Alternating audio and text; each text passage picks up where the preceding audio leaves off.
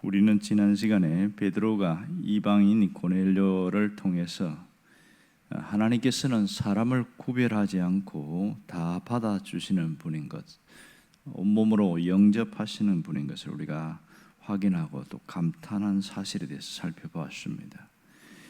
베드로는 이 고넬료 일행에게 즉각적으로 복음을 전하면서 몇 가지 사실을 전했는데 그 첫 번째가 오늘 36절입니다.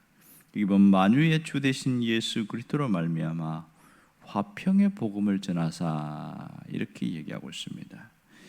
여기서 주목할 단어가 화평의 복음입니다.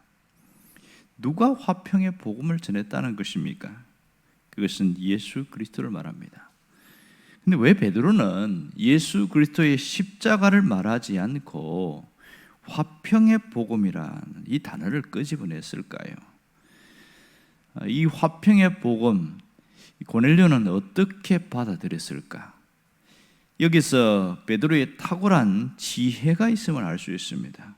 당시 로마인들은 십자가라는 그 단어 자체를 굉장히 꺼리고 싫어하는 분위기였습니다. 그 말을 하면 하루 종일 재수 없다, 이렇게 표현할 정도로 아예 단어 자체를 끄집어내지 않습니다. 왜냐하면 그들은 여전히 십자가는 가장 잔인한 형벌의 도구이기 때문에 그 말을 하는 것 자체를 굉장히 거부 반응이 심했습니다. 이런 분위기를 알기 때문에 베드로는 십자가라는 단어 대신에 화평의 복음이라는 단어를 사용했습니다. 그럼 여기서 화평의 복음이 무엇입니까? 베드로는 예수 그리스도를 통해서 성취하신 이 구원의 복음을 화평의 복음이다, 이렇게 말했습니다. 그럼 왜 구원의 복음이 화평의 복음입니까? 그것은 이 화평의 복음이다 이렇게 강조한 것은 하나님과의 관계 때문에 그렇습니다. 본래 우리가 하나님과 원수된 관계에 있었는데 그 모든 원수된 관계를 하나로 만드신 분이 예수 그리스도이기 때문에 화평의 복음이라는 것입니다. 예수 그리스도를 통해서 화목되었기 때문에 화평의 복음이다, 이걸 강조하고 있는 것이죠. 자, 여기서 왜 이렇게 원수된 관계가 됐느냐? 그것은 근원적으로 올라가면 죄 문제입니다. 죄의 장벽 때문에 그렇습니다. 그것이 하나님과 원수 관계를 만들었고 그 관계를 연결하러 오신 분이 예수 그리스도입니다. 그러니까 예수님은 하나님과 사람 사이를 연결시키는 다리다, 이렇게 표현할 수가 있겠죠. 무슨 다리입니까? 구원의 다리라는 것을 알 수 있습니다. 결국 우리가 하나님의 진리 위에서 바르게 설 수 있는 것은 이 예수님이 다리가 되어주심을 믿고 하나님께 담대히 나아갈 수 있는 겁니다. 우리가 아는 대로 그분은 십자가에 죽으시고 사흘 만에 부활하신 것을 압니다. 그것이 우리에게 임마누엘 하나님으로 다가오고 있는 것이죠. 여러분, 이 화평의 복음을 받아들이는 자는 삶이 달라집니다. 단순히 예수 믿고 천국 간다는 그 이상입니다. 그 화평의 복음은 수직적으로 하나님과의 관계가 회복될 뿐 아니라 사람과 사람 사이에 있는 원수된 관계를 회복시키는 것이 화평의 복음입니다. 누구를 통해서요? 예수님을 통해서 일어나는 거 아니겠습니까? 우리가 살아가는 현실은 죄의 영향력이 얼마나 강한지를 피부적으로 실감하고 있습니다. 우리는 모든 사람과 하나 되고 싶고 화평한 관계에 있고 싶기를 하지만 그렇지 않다는 겁니다. 늘 삶이 불안하고 긴장감 가운데 살아갈 수밖에 없습니다. 우리 현실을 보면 정말 많은 깨어지는 일들이 많습니다. 요즘 그냥 이혼이 다반사가 돼서 두 가정 중에 한 가정이 깨지는 것이 현실이라 이런 실태가 나옵니다. 신혼이라고 안전하지 않지요. 불같이 살아가는 사람이 신혼을 다녀온 다음에 어떤 데 여행해서 싸워가지고 그만 돌아와서 갈라서는 사람도 있기도 합니다. 아기를 낳으면 안전할 것 같은데 사실도 그렇지 않습니다. 지금도 꾸준히 황혼 이혼은 늘어나고 있습니다.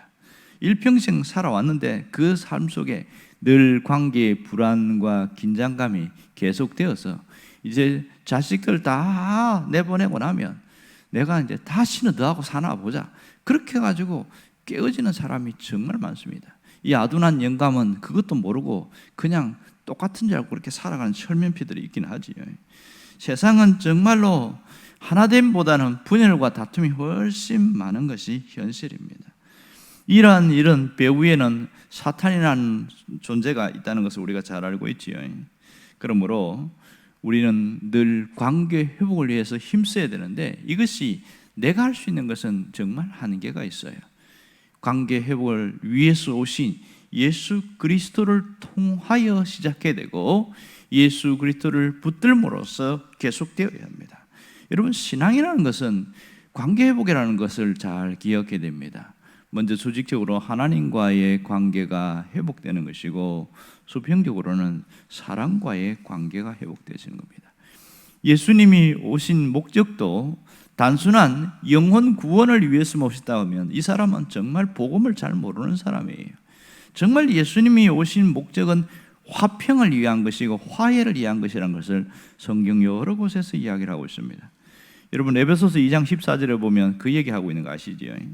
그는 우리의 화평이시라 둘을 하나로 만드사 원수된 것 곧 중간에 막힌 담을 자기 육체로 하시고, 십자가를 뭐라고 했냐면 육체로 담을 하셨다 이렇게 표현합니다. 뭘 위해서요? 화평을 위해서. 이렇게 예수 그리스도를 만난 사람은 태도의 변화가 생기기 시작합니다. 죄 가운데 살던 그런 사람이 더 적대적이고 투쟁적이던 이런 사람, 들이받고 상처를 주는 그런 사람들이 이제는 달라지게 되어집니다. 예수 그리스도를 받아들임을 통해서 관계가 회복되기 시작하는 거예요. 여러분, 정말 불편한 관계가 좋은 관계가 되는 것은 그 사람 속에 예수 그리스도가 계시기 때문에 그렇습니다. 그러므로 우리가 끊임없이 사랑과의 화목, 화평의 관계를 이루는 것도 복음밖에 없다는 것을 알아야 됩니다. 복음을 깊이 경험하는 것이 정말 중요합니다. 여러분, 복음을 아는 것과 복음을 경험하는 것은 다릅니다. 우리가 좋은 음식이 있다는 것을 그림으로 보는 것과 직접 먹어보는 것과 차이점이 있는 것처럼 말입니다. 어떤 좋은 여행지를 그림으로 영상으로 보면서 참 좋구나 이렇게 보는 것과 직접 그곳을 가서 돌아다니면서 자기가 경험하는 것은 정말 다릅니다. 복음도 마찬가지예요. 들어서 복음이 무엇인지를 너무너무 잘 알고 있어요. 하지만 복음을 경험하는 것은 확연히 다른 일이라는 것을 알아야 됩니다. 왜냐하면 이 복음을 경험하면 내 안에서 화목이 일어나고 화해가 일어나거든요. 그것은 내가 바꾸어서가 아니라 복음이 내 안에 들어오면서 관계의 변화를 일으키기 때문에 실제로 복음을 경험해야 변화가 일어난다, 이런 얘기합니다. 복음은 삶에서 경험되어야 되고 현재적 삶에서 계속되어야 합니다. 여러분, 로마서 5장 1절에 이런 말이 나오는 것을 알아야 됩니다. 그러므로 우리가 믿음으로 의롭다 하심을 받았으니 우리 주 예수 그리스도로 말미암아 화평을 누리자. 이 누리자는 단어가 현재적 삶에서 복음을 경험해야 된다, 그 얘기를 하고 있는 겁니다. 여러분, 복음을 경험하는 사람은 가장 큰 변화는 뭐예요? 하나님과 가까워지는 거예요. 이게 관계 회복이거든요. 하나님이 두렵거나 무서운 분이 아니고 따뜻하고 사랑의 하나님으로 느껴지기에 늘 하나님께 가는 것이 참 마음이 편안하고 좋은 거예요. 그것이 경험되어지는 게 첫 번째고, 두 번째는 가장 가까이 있는 나 자신과의 관계 회복이 일어나야 됩니다. 여러분, 예수를 믿는데도 자기를 미워하는 사람이 있어요. 자기가 저지른 실수, 또 과거의 일들 후회하고 하면서 내가 왜 그런 결정을 했고 그런 사람을 만났고 내가 왜 그런 짓을 했는지 모르겠다. 예수를 믿으면서 자기 자신을 미워하고 증오하는 사람이 있습니다. 입으로는 하나님을 찬양하는데 삶 속에서는 끊임없이 한숨과 화가 나 있는 거예요. 자기에게 화가 나 있는 거예요. 이 사람은 삶 속에서 복음을 경험하지 못하고 있는 거예요. 예수는 믿었는데 내 안에서 화목의 관계, 화평의 관계가 일어나지 않으니까 끊임없이 자기 삶이 불행으로 스스로 끌고 가는 겁니다. 이 화가 나 있는 사람은요, 행복한 거 싫어해요. 기쁜 거 싫어해요. 늘 긴장과 불안 관계, 이것이 일상이기 때문에 그러한 삶을 스스로 몰고 가는 거예요. 자기도 모르게. 그래서 이 사람에게 필요한 게 뭘까요? 오직 복음입니다. 복음이 그 속에 들어가야 변화가 일어납니다. 그러면 복음이 그 속에 경험되어지면서 내 안에서 나와의 관계에 화목이 일어나는 거예요. 나를 용서할 수 있고요, 내가 실수하거나 상처, 내가 죽거나 그 다음에 상처받은 그것을 용서할 수 있는 거예요. 자기 자신을 용서하는 사람은 다른 사람도 용서할 수 있거든요. 이게 복음 안에서 경험되는 놀라운 축복입니다. 왜 그게 가능하냐면 하나님의 사랑이 내 안에 들어와요. 흘러오면서 하나님은 이런 분이구나, 하나님은 이런 좋은 분이구나, 그 사랑이 경험되고 감격되면서 하나님이 나 같은 죄인도 용서했는데 내가 나를 용서해야지. 그럴 때부터 화목의 관계가 이루어집니다. 이런 사람은요, 이웃과의 관계가 좋아집니다. 왜 신앙생활하면서 관계가 뒤틀리고 어려운지 아세요? 내 안에 화목의 관계가 일어나지 않으니까 끊임없이 사랑과의 관계가 뒤틀어지게 되는 겁니다. 여러분, 신앙은 현재적 삶 속에서 복음이 경험되어져야 됩니다. 내 안에서 내면의 변화가 일어나야 인간관계의 변화가 있다는 사실을 알아야 합니다. 내 안에서 변화는 오직 예수 그리스도의 십자가를 경험하고 하나님의 사랑을 경험할 때 나타나는 결과입니다. 하나님이 나를 다 용납하고 받아주셨어요. 그러니 그 하나님이 나를 용납하고 받아주셨으니까 나도 나를 용납하고 받아주는 거죠. 나를 품어줄 때에 다른 사람의 잘못도 용납하고 받아줄 수 있는 겁니다. 이것이 복음이 흘러가는 통로라는 것을 알 수 있습니다. 그래서 자기 안에 복음이 경험되는 사람들은요, 내 안에서 혁명이 일어납니다. 놀라운 혁명이 일어나요. 모든 관계의 회복의 역사가 일어난다는 것을 알아야 됩니다. 그런데 아직도 인간관계가 꼬이고 삶이 불편하고 이런 사람들은 여전히 무엇으로 살아갑니까? 복음을 알지만 복음을 경험하고 살지 않는다는 겁니다. 그런 사람들은 율법으로 살아가는 사람입니다. 율법은 끊임없이 허물을 덜추고 판단하고 비판하고 정죄합니다. 이것이 가정 안에서 율법이 판을 칠 때는 그 가정은 예수를 믿어도 천국이 아니고 지옥입니다. 지옥 같은 삶을 살아갑니다. 무엇이 문제입니까? 거기에는 복음이 없고 율법만 살아있습니다. 하지만 복음은 사랑입니다. 복음은 허물을 덮습니다. 복음은 용납해 줍니다. 왜? 주님이 나를 용납해 줬기 때문에. 이것이 내 안에서 경험되어질 때에 놀라운 변화가 있습니다. 우리는 이런 복음을 통한 변화가 아니라 내가 예수 믿었으니까 내가 바꿔야지, 달라져야지, 자꾸만 내가 달라지려고 애를 쓰는 거예요. 그러니 됩니까? 이게 자기가 성질을 못 바꾸잖아요. 자기가 뭘 바꿀 수 있는 게 뭐가 있겠어요? 아무것도 없어요. 그럼에도 불구하고 끊임없이 자기 자신이 내가 바꾸려고 애를 쓰니까 내 안에서 충돌이 끊임없이 일어나는 거예요. 그러면서 정죄와 죄의식에 빠질 수밖에 없는 것이죠. 무엇이 문제입니까? 내가 아니라 복음이 나를 바꿉니다. 내 안에서 변화가 일어나게 만들고 내 삶의 변화가 일어나는 것은 그 사람 속에 복음이 경험되어지는 거죠.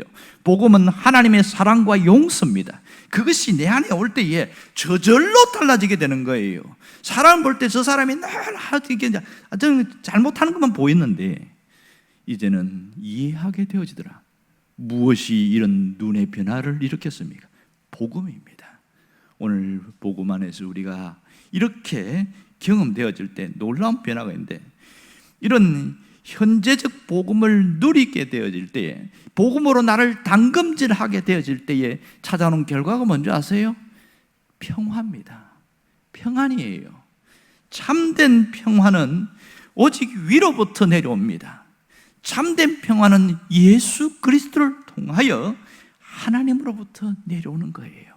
그러므로 오늘 우리가 찬양한 대로 내 영혼의 그 깊은 곳에서 맑은 가락이 흘러나온다고 그래요.